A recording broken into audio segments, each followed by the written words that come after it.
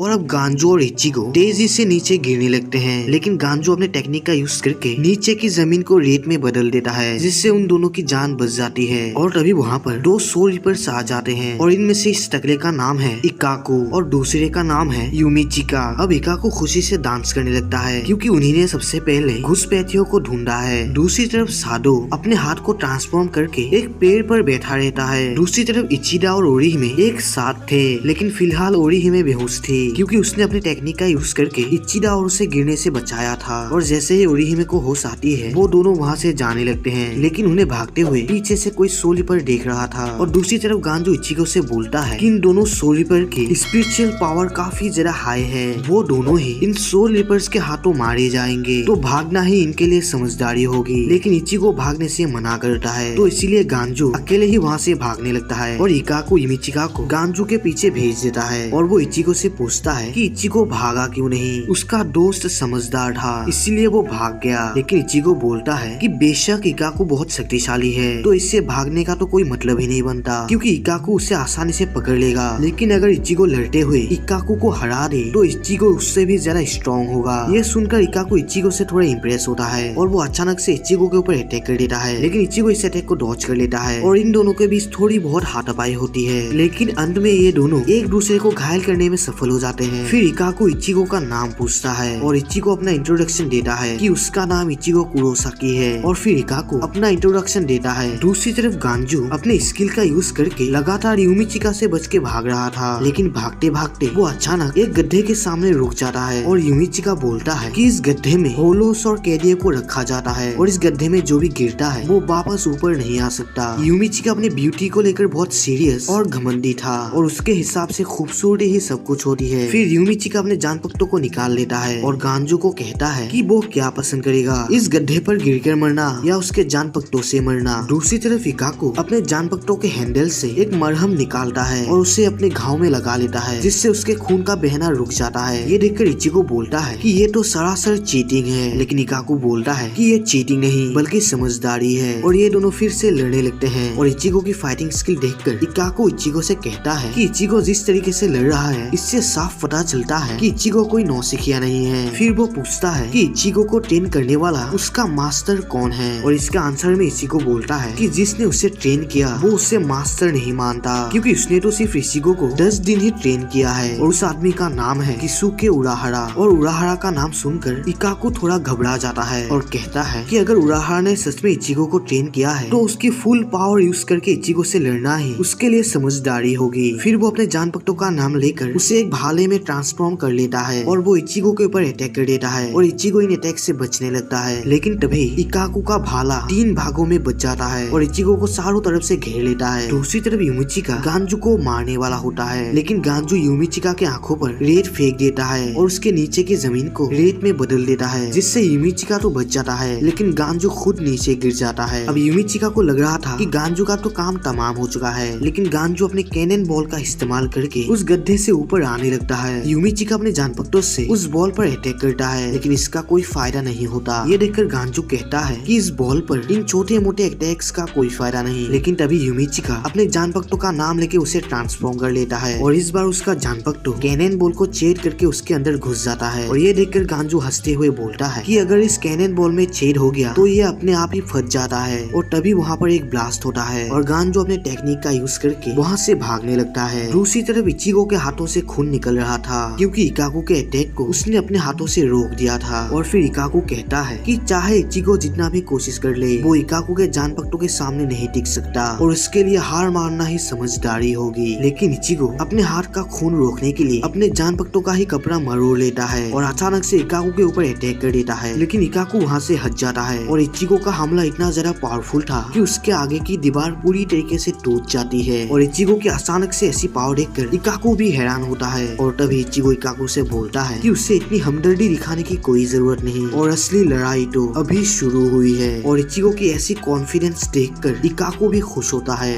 और next scene में हम हानातारू नाम के एक लड़के को देखते हैं, जो कि रुकिया के केयर टेकर था और वो रुकिया के लिए खाना लेकर जा रहा था। लेकिन उसे पता नहीं था कि रुकिया को सजा देने के लिए ले जाया गया है। लेकिन जैसे उसे पता चलता है, वो बहुत घबरा जाता है। और दूसरी तरफ हम रुकिया को देखते हैं, जो कि बहुत उदास और परेशान थी और उदास हो भी कभी क्यों ना यार, जब सामने मौत हो तो उदास तो सभी होंगे। और नेक्स्ट सीन में हम इचिगो और इकाको को देखते हैं और अब इन दोनों के बीच एक दमदार लड़ाई शुरू हो जाती है और ये दोनों ही इस फाइट में अपना बेस्ट दे रहे थे। लेकिन एट द एंड इकाको अपने भाले से इचिगो के मुंह पर जोर से मारता है और इचिगो गिर जाता है। और ये देखकर इकाको बोलता है कि इचिगो तो सिर्फ बड़ी बड़ी बातें ही करता है। लेकिन तभी इचिगो खड़े होकर बोलता है कि अब इस लड़ाई में और भी ज्यादा मजा आएगा, क्योंकि उससे इकाको के सभी फाइटिंग पैटर्न्स के बारे में समझ आ गया। और इचिगो अपने हाथ से कुछ रस्सियों को गिराता है जो कि इकाको के भाले के थे और इकाको ये देखकर हैरान होता है कि इचिगो ने उसके अटैक को अपने हाथों से ही रोक लिया। और तभी इचिगो इकाको पर ऊपर से अटैक करता है और इकाको उसे रोकने के लिए अपने जानपट्टों को आगे लाता है और इचिगो अपनी पूरी ताकत से इकाको के ऊपर अटैक कर देता है, जिससे इकाको का जानपट्टो 2 हिस्सों में कट जाता है और इकाको के चेस्ट पर एक बड़ा सा कट लग जाता है, जिससे इकाको का खून बहने लगता है। लेकिन इकाको फिर से अपने टूटे हुए जानपट्टों को उठाकर इचिगो से बोलता है कि ये लड़ाई अभी खत्म नहीं हुई, अगर उससे हराना है तो इचिगो को उसका हाथ भी काटना होगा। लेकिन इचिगो बोलता है कि ये पागलपंती है, उसके लिए अच्छा यही होगा कि वो हार मान ले। लेकिन इकाको बोलता है कि ये लड़ाई तभी खत्म होगी जब कोई एक यहाँ मरेगा। और वो बिना सोचे समझे पागलों की तरह इचिगो के ऊपर अटैक करने के लिए आगे बढ़ता है। लेकिन इचिगो बहुत ही आसानी से इकाको को घायल कर देता है और इकाको वहीं पर गिर जाता है। और दूसरी तरफ गांजू अभी भी यूमिचिका से बचते हुए लगातार भाग रहा था, लेकिन यूमिचिका उसे पकड़ लेता है। लेकिन गांजू इससे बचने के लिए चिली बॉम्ब का यूज करता है, जिससे वहाँ पर रेड स्मोक फैल जाता है और उन दोनों की आंखें ही जलने लगती है और फिर ये दोनों ही एक गड्ढे पर गिर जाते हैं। लेकिन यूमिचिका गांजू का सहारा लेकर बच जाता है और वो दोनों ही गड्ढे पर लटकने लगते हैं। और अब इकाको की आंखें खुलती है और वो ये देखकर हैरान था कि वो अभी तक जिंदा कैसे है। लेकिन इचिगो बोलता है कि उसके जानपट्टों में जो मरहम था उसे इचिगो ने इकाको के घाव पर लगा दिया, जिससे उसके खून का बहना रुक गया। लेकिन इकाको बोलता है कि इचिगो ने उसे बचाकर बहुत बड़ी गलती कर दी, अगर इकाको वापस ठीक हो गया तो वो इचिगो को नहीं छोड़ेगा। लेकिन इचिगो बोलता है कि उसका मकसद सिर्फ यहाँ पर रुकिया को बचाना है, ना कि किसी दूसरे को चोट पहुँचाना। और वो इकाको से पूछता है कि क्या वो रुकिया के बारे में जानता है कि वो कहाँ है। दूसरी तरफ गांजू और यूमिचिका अभी तक लटके हुए थे, लेकिन तभी गांजू का हाथ फिसल जाता है और ये दोनों ही गड्ढे पर गिर जाते हैं। लेकिन ये दोनों गड्ढे पर देखते हैं कि यहाँ पर होलो और कैदियों के बजाय सिर्फ कचरे ही हैं और ये दोनों फिर से लड़ने लगते हैं। और दूसरी तरफ इचिगो और इकाको के बीच थोड़ी बहुत बातचीत होती है और ये दोनों धीरे धीरे दोस्त बनने लगते हैं। फिर इकाको बोलता है कि रोकिया साउथ की तरफ एक व्हाइट हाउस में है और इचिगो की भलाई इसी में है कि वो जल्दी जल्दी यहाँ से भाग जाए, क्योंकि और सोलिपर्स यहीं पर आ रहे हैं। और फिर वो इचिगो से एक सवाल पूछता है कि उनके ग्रुप में सबसे स्ट्रॉन्ग कौन है, जिस पे इचिगो बोलता है कि ऑब्वियसली सबसे ज्यादा स्ट्रॉन्ग वही है। और ये सुनकर इकाको बोलता है कि हो सके तो वो उसके कैप्टन से बच के रहे, क्योंकि उसका कैप्टन सिर्फ उन्हीं लोगों से लड़ता है जो सबसे ज्यादा स्ट्रॉन्ग हो, क्योंकि वो हद से ज्यादा स्ट्रॉन्ग है और बेरहम भी।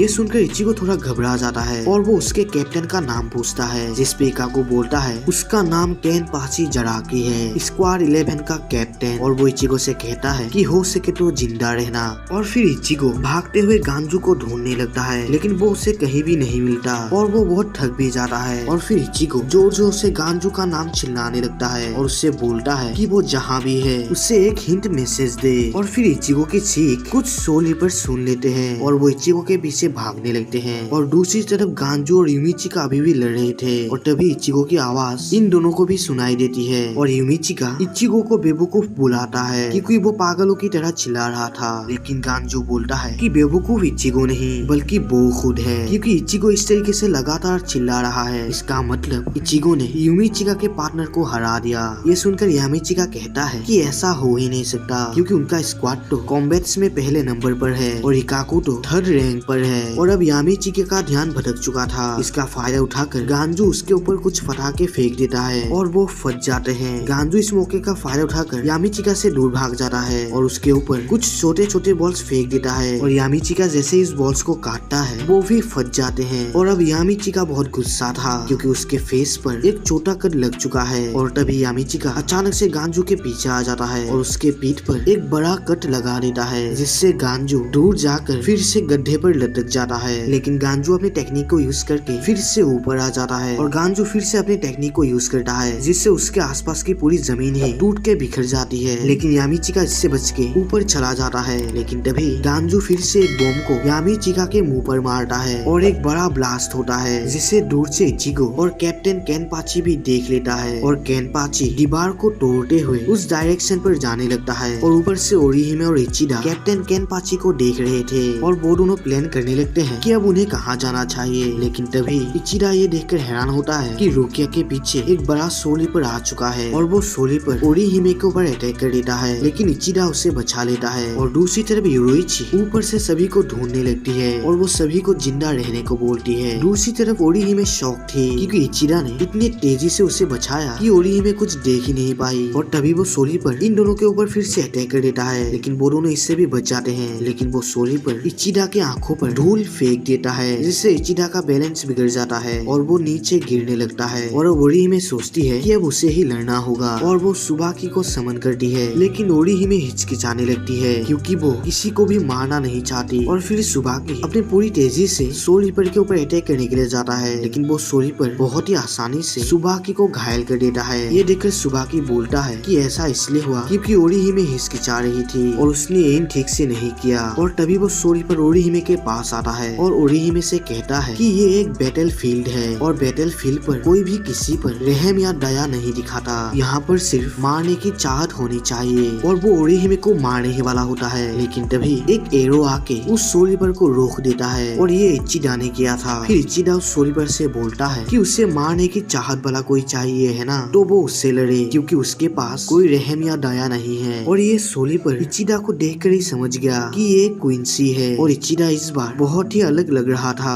क्योंकि उसका धनुष भी अलग है और उसका ड्रेस भी अलग है और साथ ही साथ उसकी स्पिरिचुअल पावर भी काफी बढ़ चुकी है। और फिर वो सोल रीपर अपने जान पट्टों का नाम लेकर उसे ट्रांसफॉर्म कर लेता है जो कि बहुत सारे ब्लेड्स में बदल जाती है। और वो सोल रीपर बोलता है कि उसका नाम जीरोबो है, स्क्वाड 4 से, और उसकी ब्लेड्स बहुत ही तेज और नुकीले हैं जिसके अटैक से आज तक कोई भी नहीं बच पाया। लेकिन इचिडा अपने एक ही अटैक से जीरोबो के सभी ब्लेड्स को डिस्ट्रॉय कर देता है। और ये देखकर मैं भी हैरान था कि इचिडा इतना पावरफुल बन कैसे गया। जीरोबो ये देखकर घबरा जाता है और जैसे ही वो अपने जान पट्टों को निकालता है इचिडा फिर से जीरोबो के हाथ पर अटैक कर देता है जिससे जीरोबो घायल हो जाता है। नेक्स्ट सीन में कुछ सोल रीपर्स को एक कैप्टन ऑर्डर देता है कि ये सभी जाकर जल्दी घुसपैठियों को ढूंढे और उसके पास लेके आए क्योंकि वो उसके ऊपर एक्सपेरिमेंट करना चाहता है। और इस कैप्टन का नाम है कैप्टन कुरोत्सुकी और ये लड़की कुरोत्सुकी की लेफ्टिनेंट है और इसका नाम है नीमू कुरोत्सुशी। नीमू कैप्टन से बोलती है कि स्क्वाड 11 के इकाको घुसपैठिया के साथ लड़ा और हार गया। ये सुनकर कैप्टन खुश होता है क्योंकि उसका एक्सपेरिमेंट सब्जेक्ट थोड़ा बहुत स्ट्रॉन्ग है। दूसरी तरफ इचिडा और जीरोबो की फाइट चल रही थी और रुकिया ये नोटिस करती है कि इचिडा पहले से काफी ज्यादा स्ट्रॉन्ग और काफी फास्ट हो चुका है। और फिर जीरोबो फिर से अटैक करने वाला होता है, लेकिन इचिडा अपने 2 एरो को जीरोबो के पैर पर मारता है, लेकिन ये 2 एरो जीरोबो को टच नहीं करती, जिसपे इचिडा बोलता है कि जीरोबो को जरा सोचने की जरूरत नहीं है, उसने ये शॉट जानबूझकर मिस किया या फिर समझ लो उसने जीरोबो के ऊपर हमदर्दी दिखाई, लेकिन अगली बार वो हमदर्दी नहीं दिखाएगा। और ये सुनकर जीरोबो अपना सिर झुका के बोलता है कि वो ये लड़ाई हार चुका है और इचिडा चाहे तो उसे मार सकता है क्योंकि इचिडा इतना जरा फास्ट और स्ट्रॉन्ग है, वो चाह कर भी उससे नहीं जीत सकता।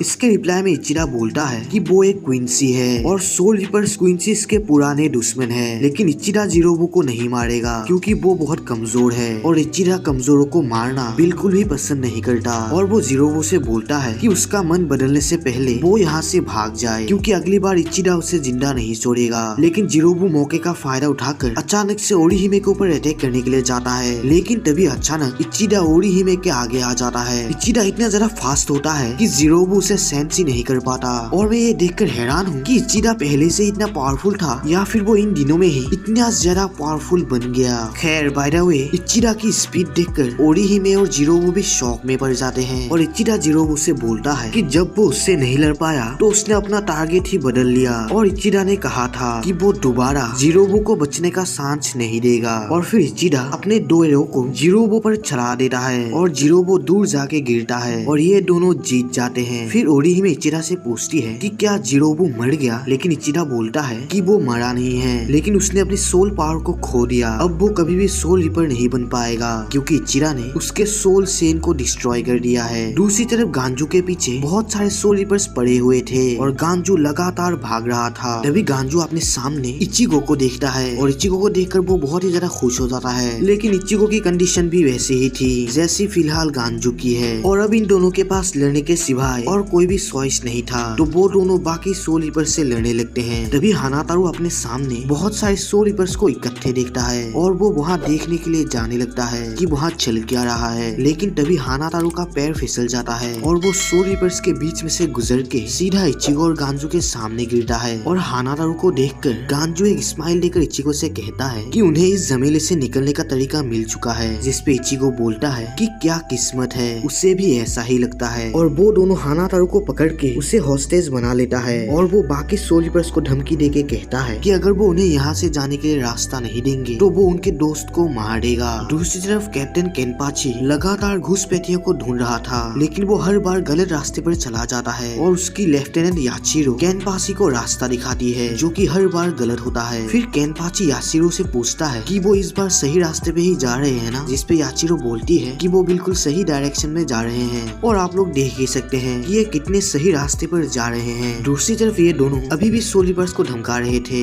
लेकिन सोल रीपर्स इनको रास्ता देने के बजाय इन पर हंसने लगता है और वो इचिगो से कहते हैं कि इचिगो को क्या लगता है हानातारू इनका दोस्त है, वो अगर हानातारू को मार भी दे तो इन्हें इससे कुछ भी फर्क नहीं पड़ेगा। ये सुनकर इचिगो और गांजू हैरान होते हैं। असलियत में सोल सोसाइटी में टोटल 13 स्क्वाड है और ये सभी सोल रीपर्स स्क्वाड 11 से हैं, जिसमें दमदार और लड़ाकू सोल रीपर्स ही हैं और हानातारू स्क्वाड 4 से है जो हीलिंग का काम करती है। और इस स्क्वाड में सिर्फ डरपोक ही हैं जिन्हें ठीक से तलवार चलाना भी नहीं आता, तो अगर हानातारू मर भी जाए तो इन्हें इससे कोई भी फर्क नहीं पड़ेगा। और वो ये बोलकर उन दोनों को पकड़ने के लिए आगे बढ़ते हैं, लेकिन तभी वहाँ पर एक धमाका होता है और इस मौके का फायदा उठाकर इचिगो और गांजू वहाँ से भागने लगते हैं। और इस धमाके को करने वाला कोई और नहीं बल्कि साधु था, जिसे पता चल गया था कि इचिगो यहीं पर है और वो सोल रीपर से लड़ने के लिए उनकी तरफ बढ़ने लगता है। और नेक्स्ट सीन में कैप्टन मायोरी इकाकू से घुसपैठिया यानी इचिगो के बारे में पूछताछ कर रहा था, क्योंकि उससे इचिगो की पूरी डिटेल चाहिए। लेकिन इकाकू बोलता है कि उसे कुछ भी पता नहीं, क्योंकि उसने लड़ते समय ना ही इचिगो का फेस देखा और ना ही उसका आवाज सुना। मायोरी ये जानता था कि इकाकू झूठ बोल रहा है और वो गुस्से से इकाकू को मारने वाला होता है। लेकिन तभी कैप्टन केनपाची आके मायोरी को रोक लेता है और उससे कहता है कि उसे कोई हक नहीं दूसरे स्क्वाड के मेंबर पर हाथ उठाना। और फिर कैप्टन मायोरी यहाँ से चला जाता है। फिर इकाकू कैप्टन से पूछता है कि क्या कैप्टन सिर्फ इकाकू को देखने के लिए यहाँ आया है, लेकिन युचिरो बोलती है कि इकाकू को गलतफहमी हो गई है, वो दोनों तो सिर्फ रास्ता भटक कर यहाँ आ गए, मतलब ये दोनों अभी भी भटक ही रहे हैं। फिर कैप्टन इकाकू से कहता है कि इकाकू एक घुसपैठिया से हार गया, जरूर वो ताकतवर होगा, जिसपे इकाकू बोलता है कि वो ताकतवर है और उसका जानपक तो उसके बॉडी के बराबर ही है और उसके बालों का कलर पीला है और वो दिखने में एक सोल रीपर जैसा ही लग रहा था। ये सुनकर केनपाची खुश हो जाता है और एक डेविल स्माइल देता है। दूसरी तरफ हानातारू अपना इंट्रोडक्शन इचिगो और गांजू को देता है, लेकिन इचिगो और गांजू को हानातारू नाम बिल्कुल भी पसंद नहीं था। फिर इचिगो रुकिया तक पहुंचने के लिए कोई दूसरा प्लान बनाने लगता है। फिर गांजू एक मैप निकालता है जो सीधा व्हाइट हाउस के साथ कनेक्टेड था, लेकिन इचिगो कहता है कि इस मैप में तो कोई रास्ता ही नहीं है, तो वो भला जाएंगे कैसे। फिर हानातारू कुछ बोलने की कोशिश करता है, लेकिन इचिगो और गांजू उसे बोलने से पहले ही चुप करवा देता है, क्योंकि वो दोनों प्लान बना रहे थे और हानातारू उन्हें परेशान कर रहा है। लेकिन फिर भी हानातारू कहता है कि क्या वो दोनों रुकिया कुचिकी के बारे में बात कर रहे हैं और अगर वो चाहे तो वो इन दोनों को व्हाइट हाउस तक पहुंचने का सीक्रेट रास्ता बता सकता है। दूसरी तरफ कैप्टन केनपाची बहुत तेजी से भाग रहा था, क्योंकि वो बहुत खुश था। फिर युचिरो बोलती है कि कैप्टन बहुत दिनों के बाद इतना खुश लग रहा है, जिसपे कैप्टन केनपाची बोलते हैं कि जिस बंदे ने युमिचिका और इकाकू को इतनी आसानी से हरा दिया, बेशक वो बहुत ताकतवर होगा। और केनपाची इचिगो से लड़ने के लिए तरस रहा है, क्योंकि उसे ऐसा ताकतवर ओपोनेंट मिला है जिसे वो बिल्कुल भी गंवाना नहीं चाहता।